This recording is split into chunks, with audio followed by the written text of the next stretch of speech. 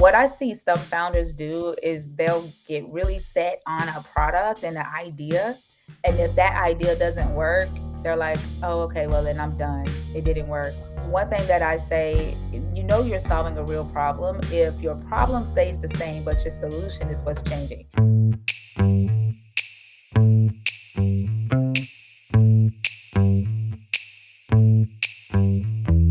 From the Advancing Women in Tech podcast, this series on female founders highlights their unique ways of stumbling into the startup world, the companies they're currently building, and what they've learned along the way.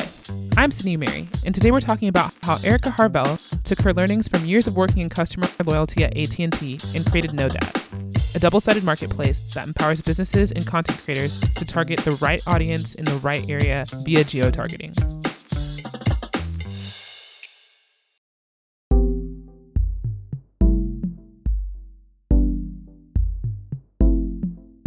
Prior to launching Nodat in 2017, Aireka Harvell had worked at AT&T for over 10 years.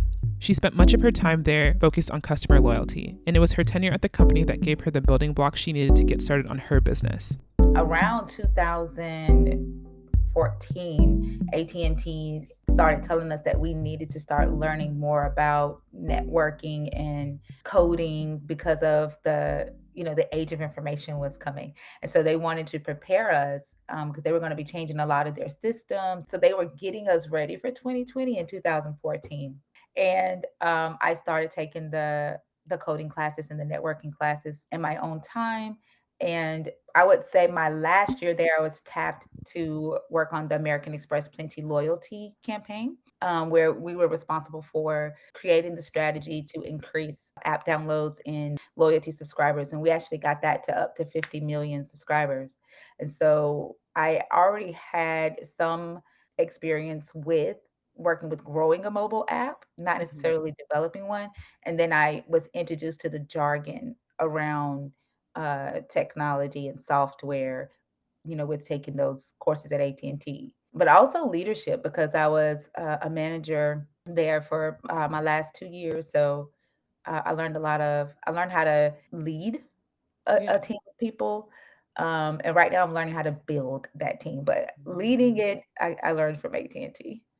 Okay, I love that you mentioned that those are kind of two different things, like leading versus building. What are the key differences in your mind? Building, you have to have the insight to be able to choose the right person for the right role at that time, right? So you have a need in the company at that time, and then you have to be able to see whether this person is going to fit into the culture. Are they going to, come in and disrupt the culture? Are they going to add to it?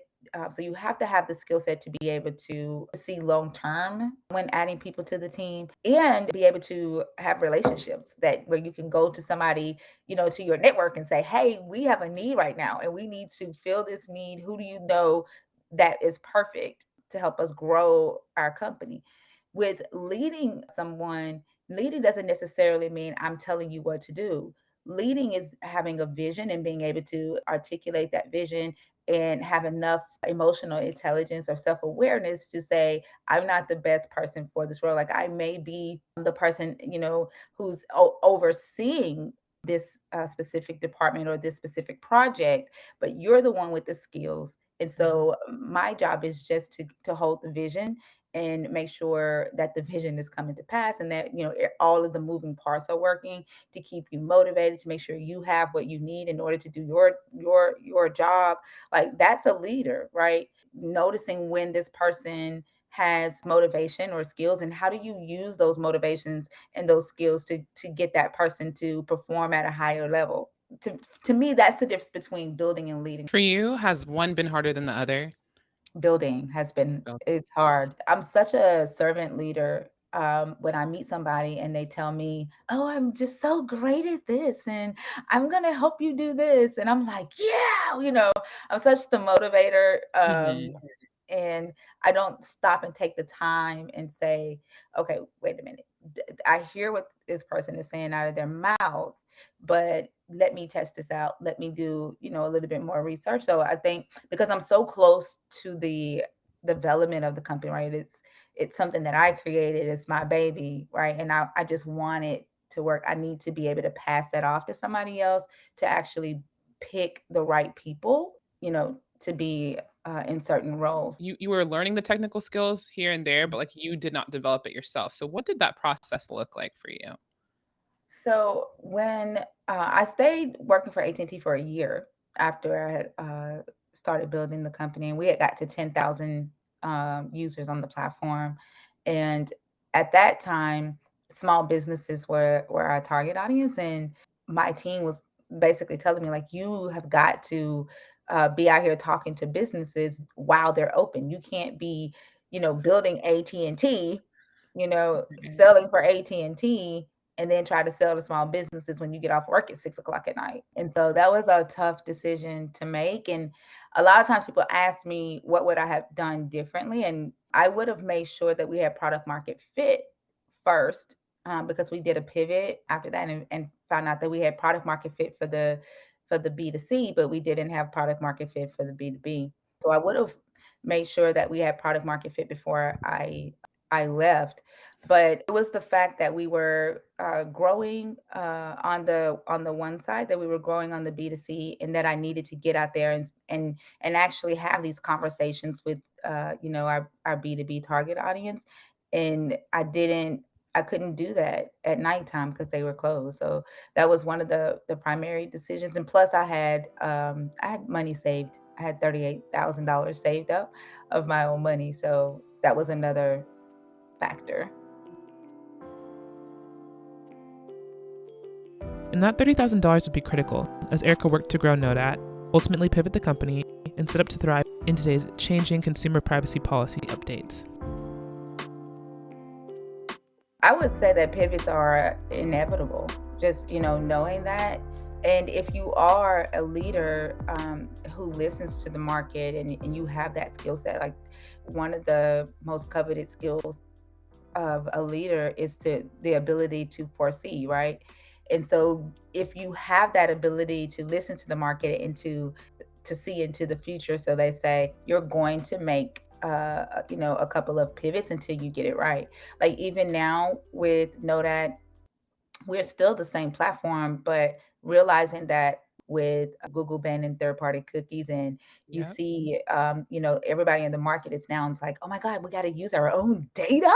We saw that, right? Like we knew, just listening to the market and listening to consumers, the SEC, the government complain about, consumer privacy, right? And then knowing that consumers, they were gaining more power. Like this is the age of the consumer. The consumer has the power, the ability for them to block ads, right? Like they don't have to see your ad if they don't want to, right? So no, seeing that and building Know That, I told the team, I was like, okay, we need to build this into where one, we have a privacy promise that we would never sell the data that we collect, from our users. And then I was like, okay, we need to build in anonymity. Like if they share their phone number with us and they want to be able to receive text messages from a business, we need to tell them, hey, we'll mask your number. We'll keep it anonymized, and that business can still text you. You're in control. So like I had to build all that in before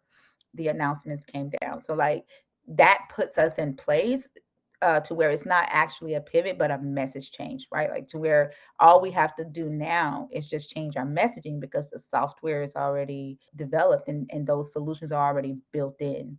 And I think like be a leader where you almost can see the future because you're always listening and talking to the market, paying attention to what your target audience is talking about and what they're doing, and then just start building for that.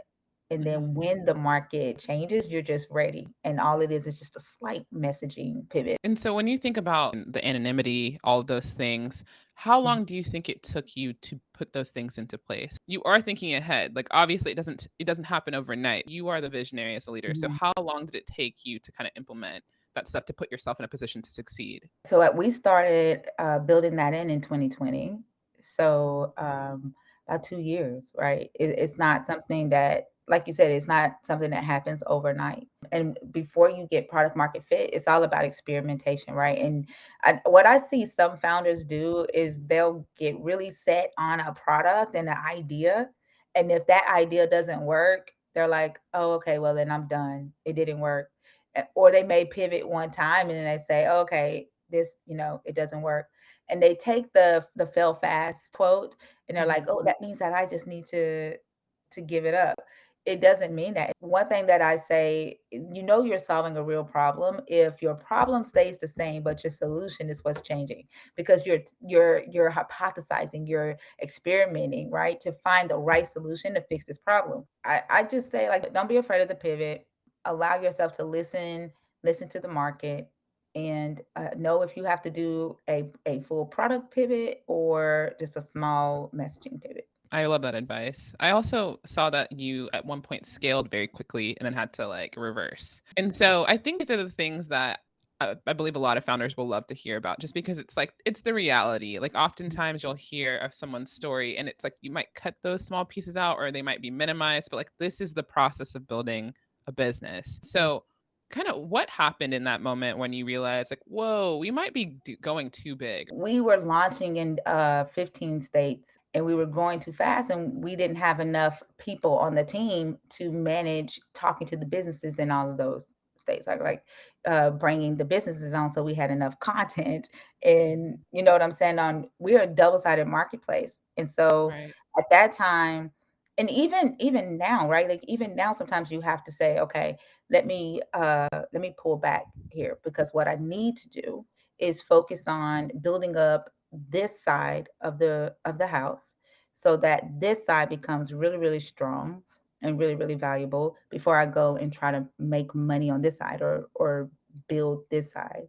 And that's what happened with us, because we were just constantly building up that side, but we were not talking to any of the businesses in those states. And so we Right. had to pull back and realize we didn't want to be another Yelp. We didn't want to be another Groupon. We're building a product that builds community and creates a direct pipeline from the marketer to the consumer, built on trust, right? And so we said we got to do this community by community. Like, we got to go regional by regional. Like, there's no way that we could just you know, scale really, really quickly. And that was before we added in the AI. Now that we've added in the AI, Very cool. now we can, scale a lot quicker. And so for the person who's listening who has not used your app, can you explain kind of what their experience as a consumer would be, and then also how businesses kind of benefit from using you versus like maybe like a Google? It's a relationship built on trust and relevancy for both the business and the consumer. So, as a Mhm. consumer, you download Nodat and you are introduced to Savant, which is our AI. Savant gets to know you. Savant becomes like your nosy neighbor in your pocket. So you tell Savant, "Hey, I'm 24 years old. I like reading books. I like traveling, XYZ. I love to support Black owned businesses, women owned businesses. I like American food." Like, you just tell Savant who you are. You give Savant your phone number, your email, and say, "Hey, Savant, if businesses are going to text me, they can text me through Nodat, or they can email me once a month, or they can email me once a quarter." So, like, Savant is your protector of your personal data, as well as your AI local assistant. It's going to tell you when you travel, for business. Savant knows what type of restaurants you like. So Savant's going to say, "Hey, Sydney, here are the restaurants that are close to you that, if you say that you like barbecue, Southern barbecue, here are the Southern barbecue restaurants that are close to you." Like, Right. Savant's going to already have that on deck for you. And then for a business, so what we do, we take the data that our consumers share with Savant. We don't share that information with the business, but we create personas for the business to say, "Hey, these are the type of people who are interested in your type of company." And we put them in categories based on what categories you would subscribe to on the app. So if you tell Savant that you like American barbecue, and this restaurant is a American barbecue restaurant, we put those personas into those categories, and then we allow the business to say, "Hey, send this message out to all of the Nodat users in the category of American barbecue restaurant that support it.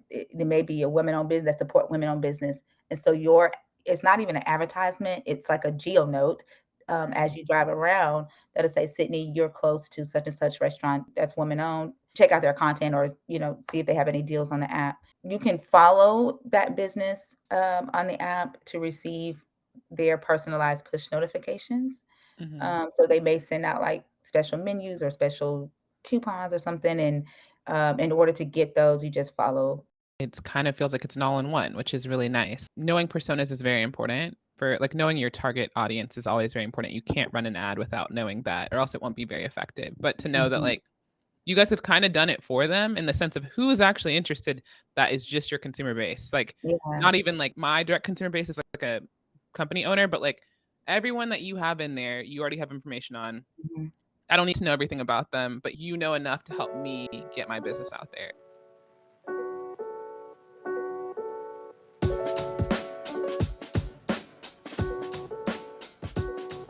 I did want to talk about funding. How has the process of kind of getting funding gone? People will say, well, there's been, women or Black women who have raised millions of dollars. And it's like, yeah, but they also aren't building a double-sided marketplace. They also aren't building something that could compete with Yelp or compete with Google. It scares investors when they see that they're like, oh my God, this has the potential to unseat Google. And I'm like, shh, don't say nothing. I'm not trying to go after Google.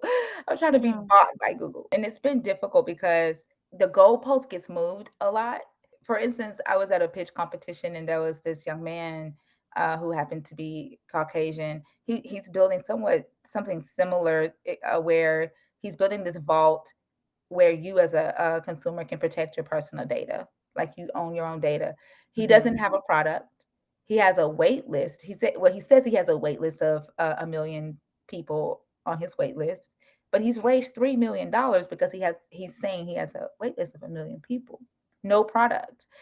Yet I have a product in market, paying beta customers, users on the platform. You know, I've raised some funding, but I've not raised anywhere near $3 million with the product, with revenue, with LOIs. I have a couple of big pitch competitions coming up and talks with some investors, who are really excited, especially like I said, with the market changing, and they love the fact that we are in place. Like we don't have to get ready. We are already ready. What advice would you have to give to a founder who kind of has that similar storyline? The first step I would say is get around people who are already doing what it is that you want to do. That's the first step that I would take. Start networking in those environments. Even if you don't have a product yet, even if you don't have that background, look on Eventbrite and start finding the networking events that deal with tech in your area and show up and start having conversations. Make yourself some friends with developers, make yourself some friends with some people who you think could be your advisor. Make sure they're doing what you want to do and just start there first. They want to help. They want to make sure that you don't make the same mistakes that they made. So they'll share all of that and they'll help you devise a plan that's less riskier than you going out there and doing it on your own. But if you feel like this is something that has to exist in the world and you will know that in your gut that it has to exist, and you feel like you just got to get out there and make that decision, I would say to do it. Like, don't allow fear to stop you. Don't allow imposter syndrome to stop you from doing it. Don't allow fear of failure to stop you from doing it. Because I'm going to tell you, you're going to fail no matter how many times you try not to. But get around people first.